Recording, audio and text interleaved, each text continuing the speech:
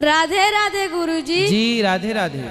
मेरा आपसे एक प्रश्न है। शिवजी अपने सर पर चंद्रमा को क्यों ग्रहण करते हैं? अस्सलाम वालेकुम, मैं हसीना बानू इंडिया से। आप देख रहे हैं हसीना नूर रिएक्शन चैनल। तो हम आपके लिए एक और नई वीडियो लेके हैं। वीडियो का टाइटल है चांद जो थे वो गुस्सा होके भगवान से नदी में चले गए थे।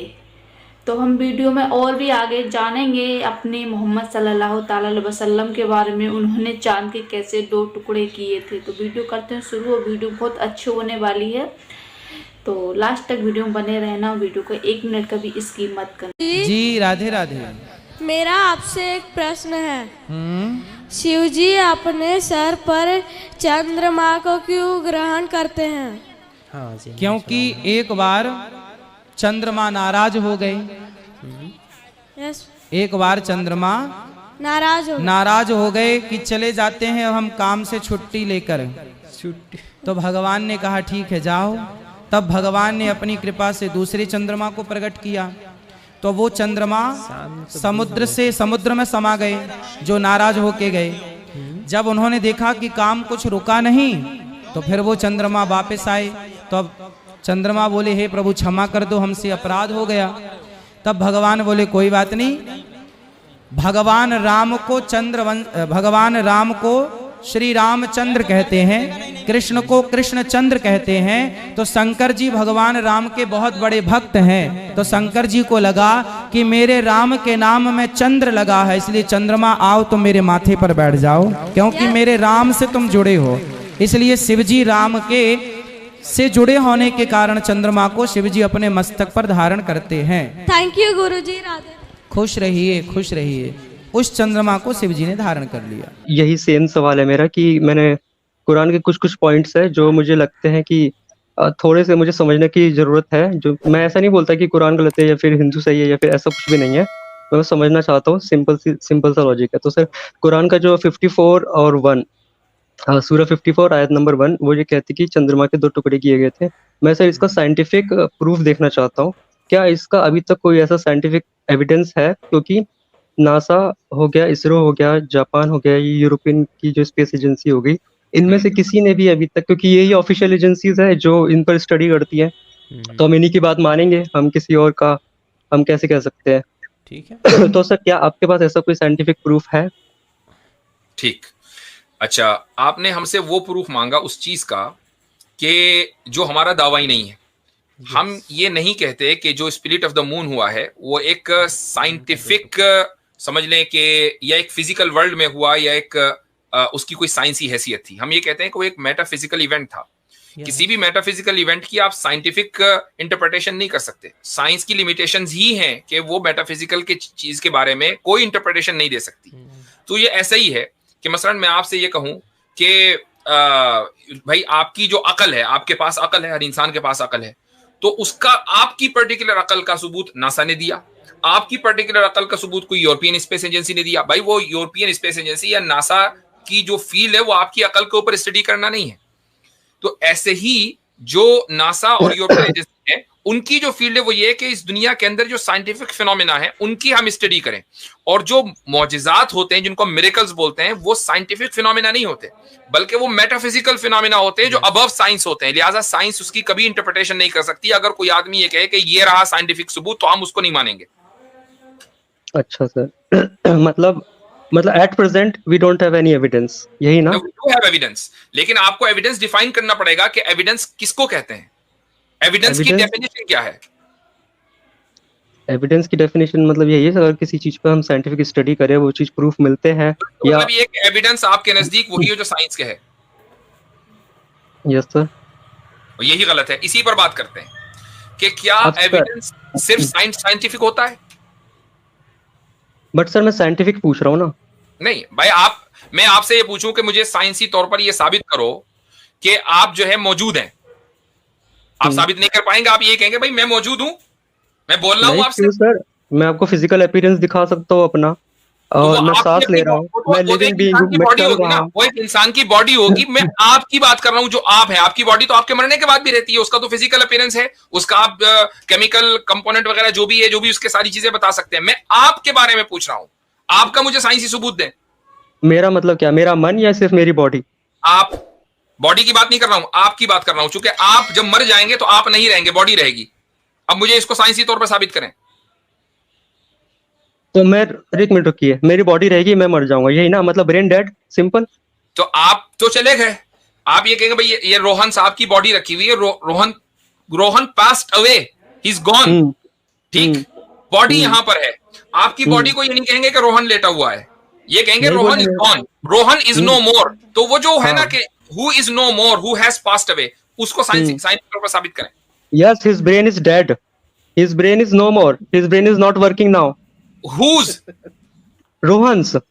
हु इज रोहन, उसको साबित करना है ना पहले। ब्रेन तो डेड जब होगा, जब वो मौजूद होगा, पहले उसके वजूद को साबित करें साइंसी तौर पर। तो रोहन एक ह्यूमन बॉडी है ना, वो तो रोहन एक नाम है भाई। मैं तो बॉडी की बात ही नहीं कर रहा हूं, बॉडी को तो हम भी मान रहे हैं कि वो है, लेकिन मैं बात कर रहा हूं रोहन की। रोहन को साबित करो कि वो है, मैं हूं, मतलब साइंसी तौर पर साबित करना है। मुझे बताइए कोई साइंसी फार्मूला के जिससे रोहन साबित होता हो, बॉडी नहीं। एक मिनट रुकिए, आप रोहन को क्या मानते हैं पहले, ये मैं घंटा मानता हूं, आप पहले बताओ, साबित करो कि मैं हूँ, यही साबित करना है ना। मेरे जो मैं जो हूँ वो मेरे थॉट्स हैं, ये साबित करना है और साइंसी तौर पर साबित करना है। तो मेरा अगर माइंड चल रहा है, ठीक है, मैं आपसे बोल पा रहा हूँ, मेरे थॉट्स चल पा रहे हैं ऑलरेडी। मेरा एक साइकिक जो एबिलिटी है या रैशनल जो थिंकिंग है वो करने की जो कैपेबिलिटी है, वही मैं हूँ। अब मेरी कैपेबिलिटी नहीं रही, अब सुनिए तो पहले पूरा तो सुन लीजिए।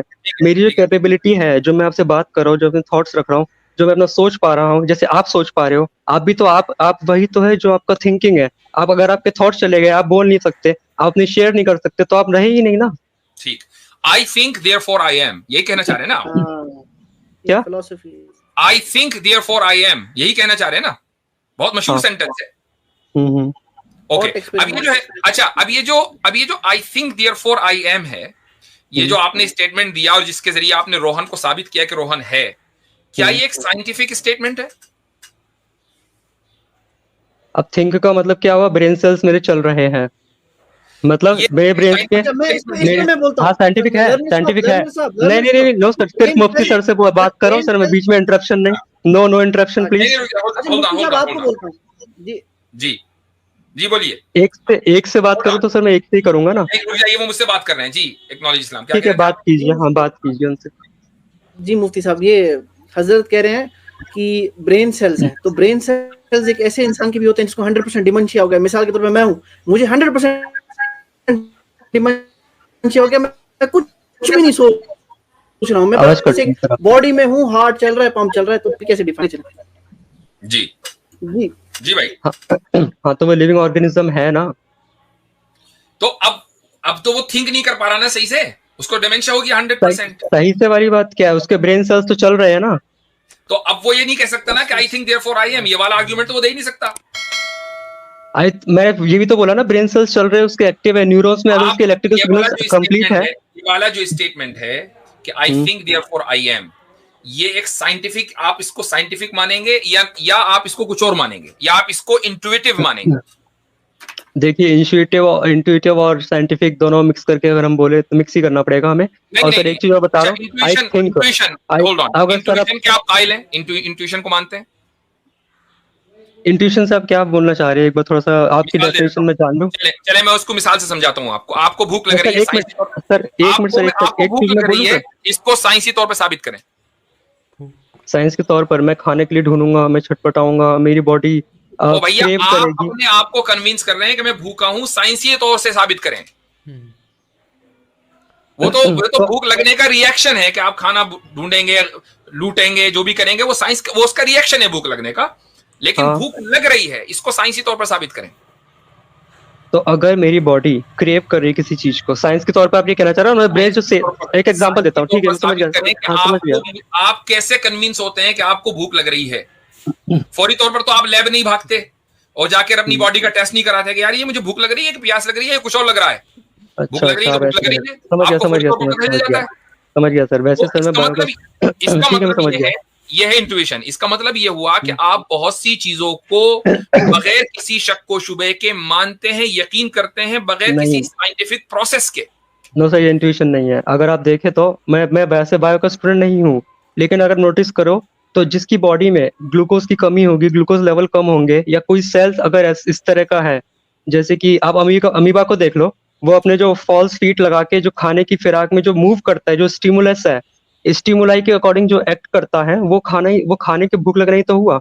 ओ भाई, मैं आपसे ये नहीं पूछ रहा हूं कि क्यों लगती है, वो आप बता रहे हैं क्यों का जवाब कि यूं लगती है, इसीलिए लगती है। मैं आपसे पूछ रहा हूं कि जब आपको भूख लगती है तो आपको खुद पता चल जाता है कि मुझे भूख लग रही है, आप किसी साइंसी एविडेंस को तलाश नहीं करते, you just hungry, you just know that you are hungry.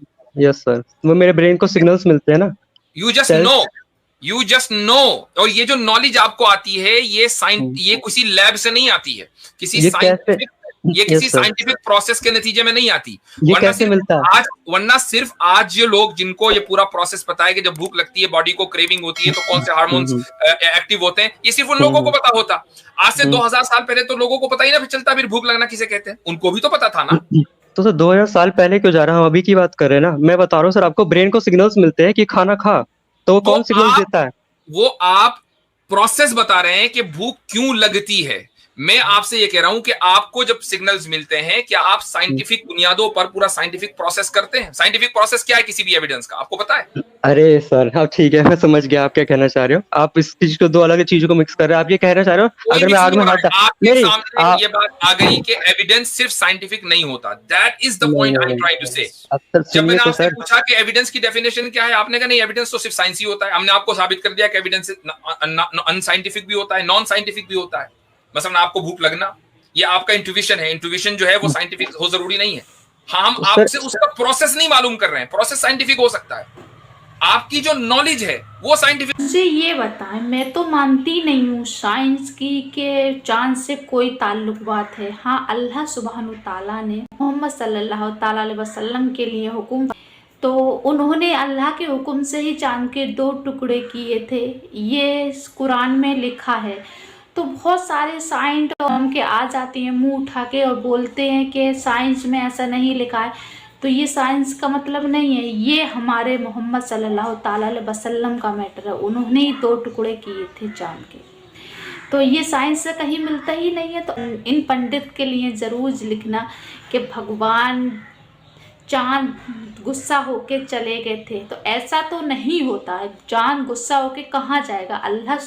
अल्लाह सुब्हानो ताला ने ये पूरी कायनात बनाई है, तो वही उससे गुस्सा होके कहाँ जाएगा? तो आपको इस वीडियो के बारे में क्या कहना है, कमेंट लिख के ज़रूर बताना। मिलते हैं नेक्स्ट वीडियो में। अल्लाह हाफिज़।